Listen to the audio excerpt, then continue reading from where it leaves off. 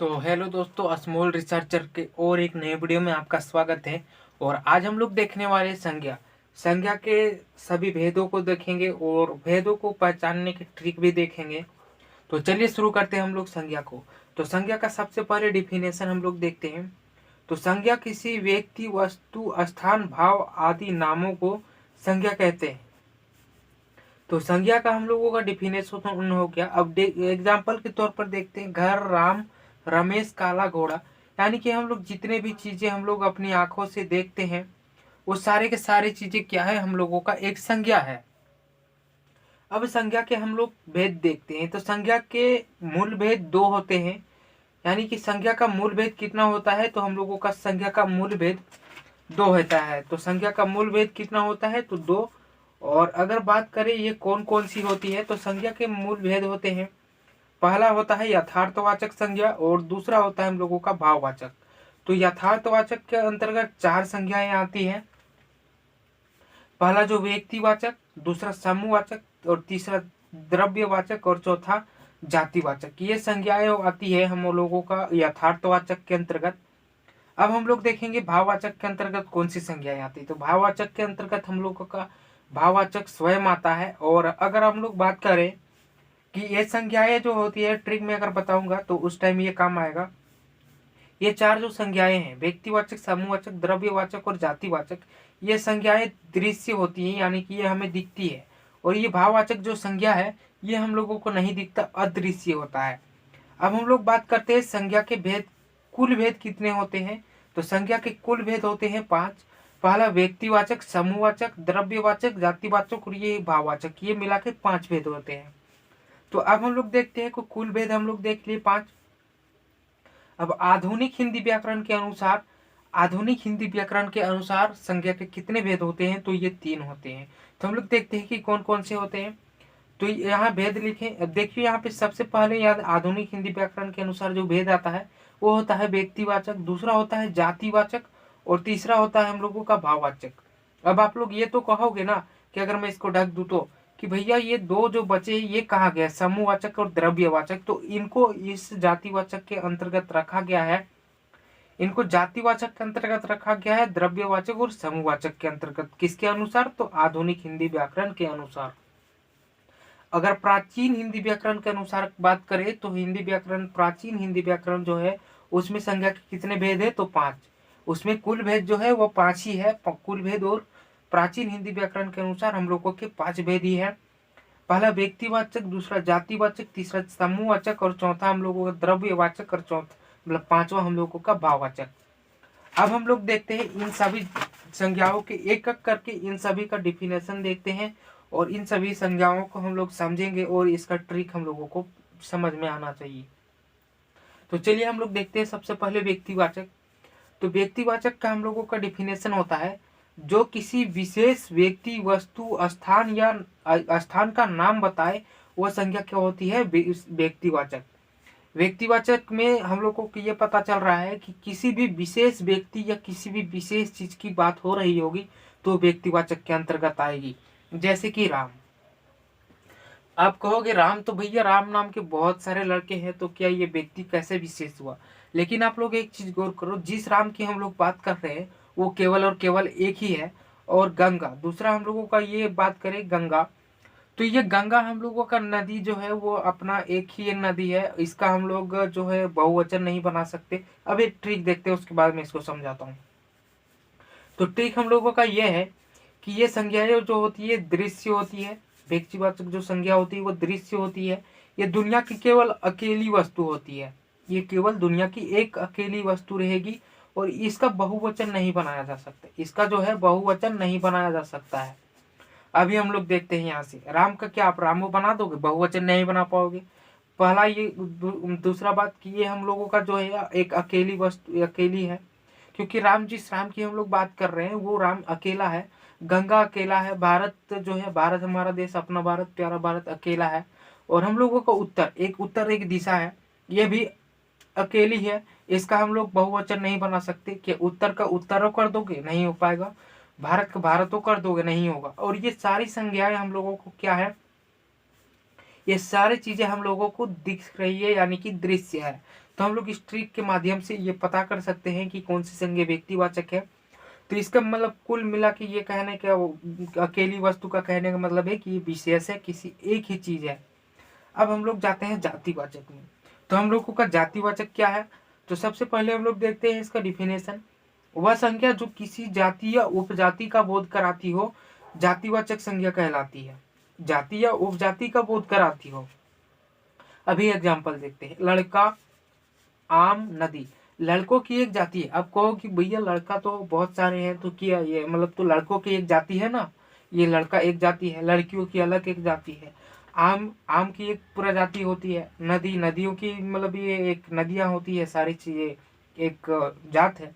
अभी आप अलग अलग चीजें और सारे आप बता सकते हो, जैसे कि कुत्ता, बिल्ली, मच्छर आदि सारी चीजों की एक एक जाति है, सभी की अपनी अपनी जाति है। तो जो जाति की विशेषता बताई वो जातिवाचक होती है। अभी इसका ट्रिक देखते हैं। तो ये सबसे पहले ये दृश्य होगा, जिसके जैसे और। दूसरा पॉइंट इसका ये है कि जिसके जैसे और, इसी के जैसे और होंगे, और इसका बहुवचन बनाया जा सकता है। और इसका मुख्य बात यह है कि इसका बहुवचन बनाया जा सकता है। जैसे कि लड़का, तो लड़का का लड़कों हम लोग बना सकते हैं। इसके लड़कों के जैसे और सारे लड़के होते हैं। ये तीनों मेथड हम लोगों का यहाँ पे फॉलो हो रहा है। आम, आम की हम लोग दिखता है, और दूसरा आम के जैसे बहुत सारे आम होते हैं, आम की एक प्रजाति है। इसका बहुवचन बना, जैसे आम का आमू हम लोग कर सकते हैं। उन आमों को देखो, हम लोग आम तो बना सकते हैं। नदी, नदियों का हम लोग, नदी हम लोगों को दिखता है, नदी के जैसे और नदी होती है। हाँ, हम लोग बात करें अगर मान के चलो किसी नदी में से नाम ले लिए हम लोग, गंगा नदी। तो भैया ये गंगा नदी अगर बात करें तो गंगा नदी ये कौन सा संज्ञा होगा, आप लोग बता सकते हो? ये मतलब व्यक्तिवाचक के अंतर्गत फिर चला जाएगा। तो अब बोलोगे भैया नदी तो नदी होती है, तो ये तो फिर जातिवाचक के अंतर्गत आना चाहिए। नहीं, गंगा नदी सिर्फ और सिर्फ एक ही है, और केवल एक ही है, इसीलिए ये विशेष है। और जो चीज विशेष होता है वो व्यक्तिवाचक के अंतर्गत जाता है। तो यहाँ से हम लोगों को ये समझ में आ गया कि ये व्यक्तिवाचक और जातिवाचक क्या है।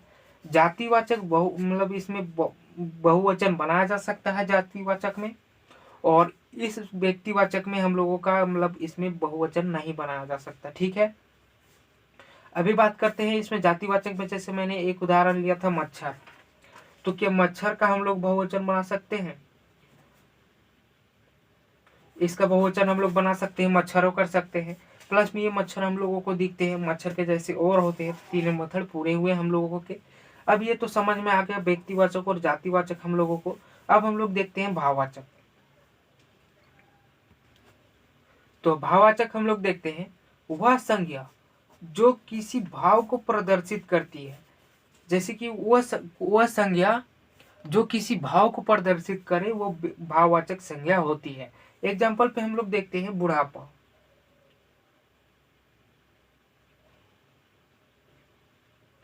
बुढ़ापा, बुढ़ापा। अब हम लोग बात करते हैं कि बुढ़ापा भैया ये कैसे हो गया हम लोगों को बुढ़ापा। ये तो बुढ़ापा हम लोग ट्रिक देखते हैं सबसे पहले, फिर मैं आप लोगों को समझाता हूँ। तो इसका ट्रिक है, ये सबसे पहले भाववाचक संज्ञा जो होती है अदृश्य होती है, अदृश्य होती है। और दूसरा बात, ये बहुवचन नहीं होगा,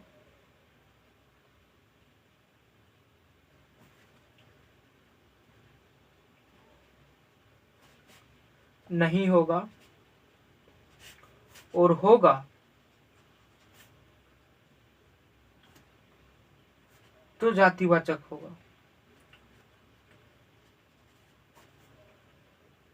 देखो इसमें क्या है कि यह अदृश्य होती है, इसका बहुवचन नहीं बनाया जा सकता। अगर इसका बहुवचन होगा तो वह जातिवाचक संज्ञा के अंतर्गत चला जाएगा। ठीक है, अभी हम लोग इसका तीसरा पॉइंट देखते हैं, बाद में मैं समझाता हूँ।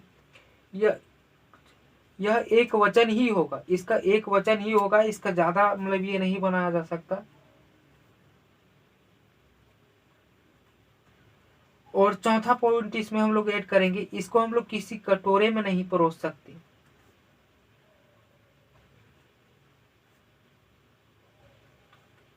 रखा जा सकता। तो इसमें हम लोग देखते हैं कि ये संज्ञा अदृश्य होती है, इसका बहुवचन नहीं होगा। अगर बहुवचन होगा तो ये सीधे किस में जाएगा, तो जातिवाचक में। एक वचन ही होगा, ये केवल और केवल एक ही वचन होगा और इसको किसी कटोरे में नहीं रखा जा सकता। मान के चलो कि यहाँ पे एक लड़का है, लड़कों हम लोग देख लिए, तो लड़कों को रखने के लिए एक बड़ा कटोरा ही तो चाहिए उसको हम लोग किसी चीज में रखने के लिए, लेकिन रख सकते हैं, इसलिए जातिवाचक है। और हम लोग अभी देखते हैं, जैसे कि हमने एक एग्जाम्पल लिया था बुढ़ापा। अभी हम लोगों ने एक बुढ़ापा लिया था, इसका एग्जाम्पल। तो हम लोग बुढ़ापा को क्या दृश्य बुढ़ापा हम लोगों को दिख रहा है, आप कहोगे भैया बुढ़ापा तो दिखता है, तो आप कैसे कह रहे हो कि अदृश्य है। देखो बुढ़ापा हम लोगों को नहीं दिखता है। बुढ़ापा जो व्यक्ति को, मान को चलो आप किसी बूढ़े व्यक्ति को देख रहे हो, तो उस व्यक्ति को आप उसका बुढ़ापा नहीं देख रहे हो, बल्कि आप उस व्यक्ति की वो किस अवस्था में है, उसकी करंट अवस्था जो क्या है वो देख रहे हो। मान के चलो कि आप किसी व्यक्ति का पैर टूटा हुआ है, किसी व्यक्ति का पैर टूटा हुआ है, तो उसका दुख हुआ। दुख एक भावना है। दुख तो आप कहोगे कि दुख तो उसमें दिख रहा है, लेकिन दुख हम लोग कैसे, मतलब मैं पूछूं कि आप दुख को क्या प्लेट में या किसी कटोरे में रख सकते हो, तो आप कहोगे कि मैं उस व्यक्ति को रख दूंगा, लेकिन नहीं। अगर आप उस व्यक्ति की करंट अवस्था को देख रहे हो तो वो आपका भावना नहीं हुआ, क्योंकि आपने उस व्यक्ति को देखा है, उसकी भावना को नहीं। उस व्यक्ति को जो दर्द हो रहा है वो आप लोग नहीं दिखा पा रहे हो, मतलब नहीं, वो आप लोगों को नहीं दिख रहा है, इसीलिए जो है हम लोगों का दुख अदृश्य रहता है। मान के चलो चढ़ाई लेते हैं, आप जो चढ़ाई को कहोगे कि भैया चढ़ाई तो ऊंची होती है, नीची होती है, लेकिन जो ऊंचा होता है ना वो रोड होता है। अब चढ़ाई वास्तव में हम लोगों को ये पता नहीं होता है कि चढ़ाई चढ़ती होती कैसी है, मतलब ऊपर जा रहा है तो वो चढ़ाई हुआ, लेकिन वो तो रोड जा रहा है ना, उसमें चढ़ाई क्या है, वो तो एक नाम दे दिया गया, वो एक भावना है कि ऊपर जा रही है तो ये चढ़ाई हो गई। और इसी प्रकार हम लोगों का जो है ये भावना ये नहीं दिख पाता है। बुढ़ापा के वो एक बार और देखते हैं।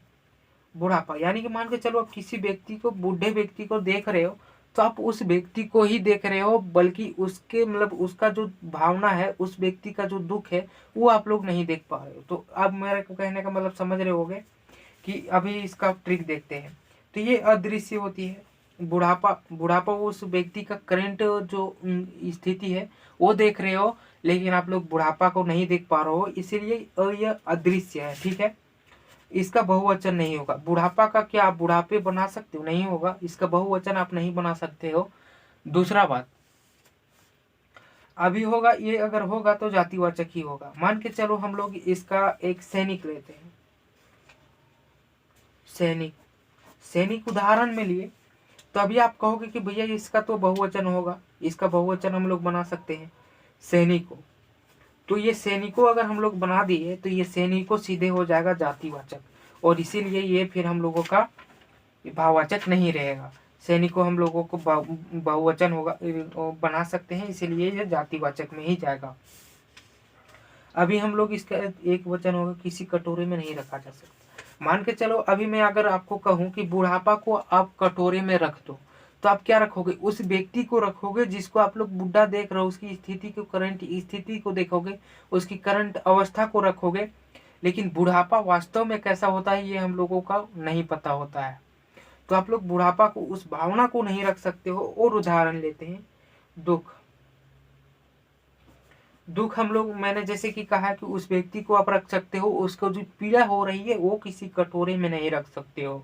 सुख, सुख क्या होता है, आप लोग बोलोगे कि जो एक बहुत ज्यादा मौज मस्ती में है वो सुख है, तो भैया वो उस व्यक्ति का करंट अवस्था है, वो व्यक्ति जितना मौज मस्ती कर रहा है उसको आप लोग नहीं रख सकते हो। मान के चलो वो एक व्यक्ति है, मान के चलो मैं ही हूँ, अगर मैं मौज मस्ती कर रहा हूँ तो मैं कहूँगा कि मेरी खुशी को, मेरा जो खुशी है उसको आप लोग किसी प्लेट में रख दो, तो आप लोग मेरे को रखोगे, बल्कि मेरे को ही रखोगे, मेरे जो मतलब जो मेरे अंदर जो खुशी है उसको नहीं रख पाओगे। और इसीलिए हम लोगों का ये अदृश्य है, और ये हम लोगों का बुरा, ये सब भावना है। और हम लोगों का भावना किस चीज में जाता है, तो भाववाचक के अंतर्गत। अभी ये हम लोगों को क्लियर हो गया। अभी हम लोग चौथा जाते हैं, हम लोगों का एक चौथा क्या है, तो द्रव्यवाचक।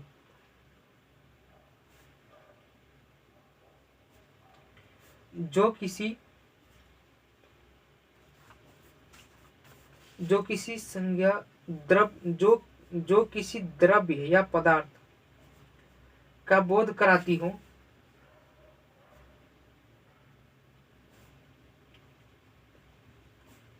वह संज्ञा क्या है? तो द्रव्यवाचक। जैसे पेट्रोल, डीजल, ये सब हम लोगों का द्रव्य। अब द्रव्य में मैं आप लोगों को बताता हूँ। देखो, सबसे पहले द्रव्य जो होता है वो हम लोगों का द्रव्य, ये मैं अगर आपसे पूछूं कि पदार्थ की कितनी अवस्थाएं होती है तो आप कहोगे कि 5। पहला, ठोस, द्रव, गैस और बोस, आइंस्टाइन, कंडेंसेट एवं प्लाज्मा, ये 5 अवस्थाएं होती है। और इसकी अंतर्गत जितनी भी चीजें होती हैं वो द्रव्यवाचक के अंतर्गत आती है। जैसे कि हम लोग मान के चलिए डीजल लेते हैं। डीजल तो ये हम लोगों का एक क्या किसके अंतर्गत आता है? तो हम लोगों का ये ठोस, द्रव, गैस, प्लाज्मा, ये तो हम लोगों का द्रव के अंतर्गत आता है। तो हम लोग इस प्रकार इसमें पता लगा सकते हैं। और अभी इसका ट्रिक केवल और केवल एक ही है कि इसकी गिनती नहीं की जा सकती। इसका जो है गिनती नहीं की जा सकती, नहीं होगा। इसका पहचानने का केवल और केवल एक ही चीज है कि इसका गिनती नहीं होगा। जैसे कि मैंने अभी कहा डीजल, तो डीजल कहोगे कि भैया इसको तो हम लोग 1 लीटर में माप सकते हैं। लेकिन मैं अगर आपसे ये कहूँ कि डीजल को आप लोग लीटर में नहीं माप कर इसे 1 या 2 इस तरीके से मापो, तो क्या आप लोग इसको इस तरीके से कह सकते हो कि 1 डीजल दो, 2 डीजल दो? डीजल को हम लोग गिनती नहीं कर सकते। हाँ, 1 लीटर मांग रहे हो तो आप उस चीज को लीटर में मांग रहे हो, 1 लीटर मांग रहे हो, ना कि 1 डीजल मांग रहे हो। कुल मिलाकर इसका गिनती नहीं किया जा सकता। और पेट्रोल, डीजल, केरोसिन, ये सब सारी चीजें हम लोगों का क्या है? तो इसी के अंतर्गत आता है, द्रव्यवाचक के अंतर्गत। अभी इसमें 1-2 और लेते हैं। तो जैसे कि सोना, सोना की आप लोग गिनती कर सकते हो? नहीं कर सकते हो। चांदी, चांदी की भी गिनती नहीं कर सकते हो। ये और ये पदार्थ है, ठोस पदार्थ है। दूसरा चीनी, चीनी की भी गिनती नहीं कर सकते हैं। और इसमें और क्या, दूध ले लेते हैं। तो दूध तो 1 लीटर में माप सकते हैं, लेकिन हम लोग लीटर माप रहे हैं, ना कि दूध को। हम लोग दूध को नहीं माप रहे हैं, हम लोग लीटर माप रहे हैं। ठीक है, अगर मैं कहूँ कि आप मेरे को 2 दूध दे दो, तो आप क्या दो मेरे को? 2 दूध नहीं दे पाओगे ना। तो इसी प्रकार इसको जिसकी गिनती नहीं हो वो हम लोगों का किसके अंतर्गत आता है? तो द्रव्यवाचक के अंतर्गत। पेट्रोल, डीजल, ये सब आप लोग लिख लेना। अभी हम लोगों का एक बचा, वो समूहवाचक संज्ञा। हम लोगों का समूहवाचक संज्ञा, तो समूहवाचक मैं लिख लेता हूं। तो समूहवाचक में इसका डिफिनेशन है, जिसकी गिनती संभव हो,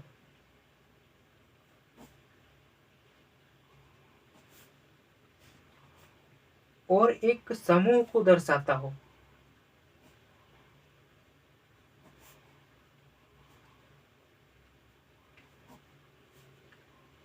तो जिसकी गिनती संभव हो और एक समूह को दर्शाता है, वो क्या है? तो समूहवाचक संज्ञा। एग्जाम्पल देखते हैं।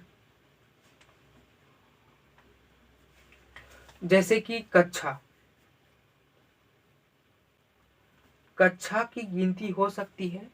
उस स्कूल में 10 कक्षाएं हैं, तो 10 कक्षा हम लोग कक्षा को गिन सकते हैं। स्कूल, स्कूल को गिन सकते हैं। भारत में कुल कितनी ये स्कूलें हैं, ये इसको भी गिना जा सकता है। आप लोग बताओगे कि कितने स्कूल हैं भारत में। भीड़, भीड़ में से कितने भी लोग हों उनको गिना जा सकता है। पुलिस, पुलिस की एक जो समूह होती है उसको गिना जा सकता है। पुलिस ए, मतलब कंट्रोल रूम ए में कितने पुलिस है, कंट्रोल रूम बी में कितने पुलिस हो। गुच्छा, एक गुच्छा को दर्शाता हो। मान के चलो आम, आम के गुच्छे, इसमें क्या है कि एक गुच्छा को दर्शाता हो, मतलब कि एक समूह को दर्शाता हो। 10 आमों का एक समूह है और ये एक गिनती की जा सकती है। साथ में ही इसका जो है इस एक समूह को दर्शाता है कि 10 समूह का एक समूह है। और इसका ट्रिक नहीं है, इसलिए मैं आप लोगों को ये बता रहा हूँ कि जिसमें गिनती संभव हो और इसका जो एक समूह हो, अपना समूह हो, सैनिक। भाई सैनिकों की अपनी एक क्या है, समूह है, 10 सैनिक है उस बी कंट्रोल रूम बी में 10 सैनिक हैं। तो इस प्रकार हम लोग इसमें गिनती कर सकते हैं और साथ ही एक समूह को दर्शाए वो समूहवाचक संज्ञा है। तो है कि आपको ये वीडियो अच्छा लगा हो और ट्रिक में आपको बहुत ही मजा आया होगा। और ऐसी वीडियो के लिए सब्सक्राइब करें हमारे यूट्यूब चैनल को और वीडियो को लाइक कर दें। और चलिए मिलते हैं किसी नए वीडियो पे। जय हिंद, जय भारत।